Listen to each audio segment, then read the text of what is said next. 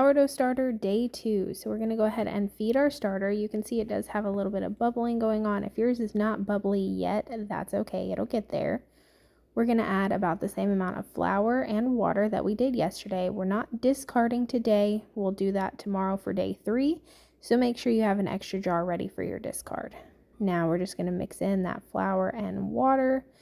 This does end up being a little thicker than what I like, so I'm going to end up adding just a hair more water to this to get it the right consistency. We're looking for a thick pancake batter, not a biscuit batter. You know, like you want it to be a little bit runny. You want it to fall off that spoon. So you can see I'm adding a little bit more water here. It just was not thin enough. I'm going to mix that in really well.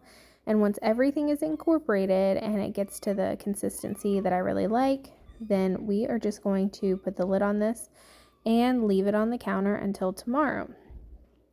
You can always add a little more water, a little more flour until you get to the right consistency. Like I've said before, it's not going to kill your starter if you need to add more water or more flour than what you think you should have to add. And if you end up with too much, just split it into 2 separate jars. So I'm going to get this all mixed in, and this looks like it should be about right. Let's do the spoon check. You see how this is running off the spoon pretty easily.